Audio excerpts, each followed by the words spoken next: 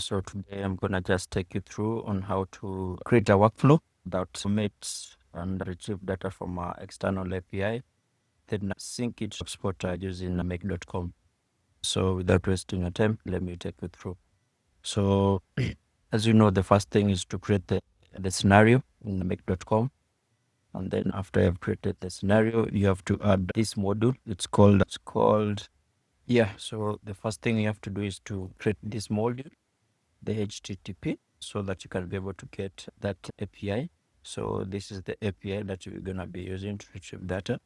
So after you have added that module, of course, on the authentication, there's nothing that we're gonna be authenticating. So we're gonna just put that file.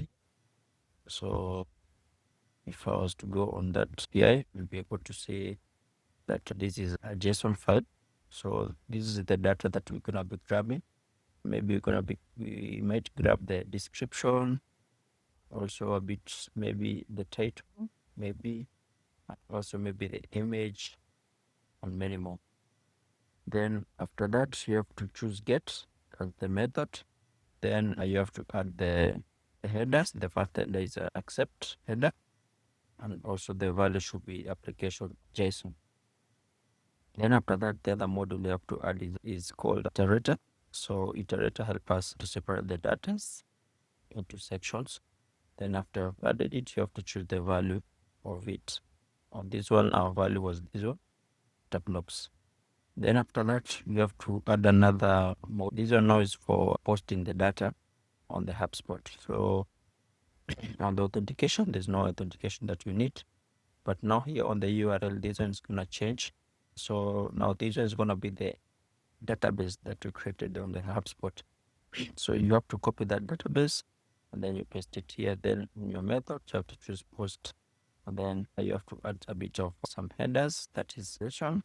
And then the value should be the app that you created on the HubSpot. And that is the private app. Then you have to add another header called content type, and then the value should be also JSON. Then after that, you have to add another module. It's called post. Now this one is for publishing that data into HubSpot. So the authentication, we don't need any authentication. But for the URL, you can see now this one is changing to draft and publish. So now this one is going to be syncing the data into HubSpot by publishing it. Then down here, method, you have to choose the method posting. Then that on the header, you have to choose authorization. Then you have to put your private key for the that you created HubSpot. Then the header 2 should be content type and application, the value should application JSON. So when you're done with that, then you run, you'll be able to see that everything is running correctly. And for us to confirm that data is syncing properly on the HubSpot, we need to log into HubSpot. So let me just get into HubSpot. Yeah, got access. So as you can see, this is the DB. This is the DB created. So this is the ID. Let me confirm that D. But DB. So this is the DB 3425. So that's the DB. For us to confirm that the thing is working properly, I'll have to drop on this in this DB. Then I run the scenario again for the purpose of demonstration. So now you can see our table, there's nothing on it. So there's no any row or columns on it. So let me try and run the scenario to see if the automation is gonna work. Yeah, well, you can see our automation workflow is retrieving the data from make.com. So this is the data that you are receiving from the make.com. So now with this, we can be able to create the module that we want. Then we populate that data into our content. So I'm gonna go to the development. No, not development, content, design manager. Then we are going to create a module. Yeah. So, is it where I want it to go? On yes. Yeah, we can choose that one. So now this is our module. So this is where we're gonna loop our data here.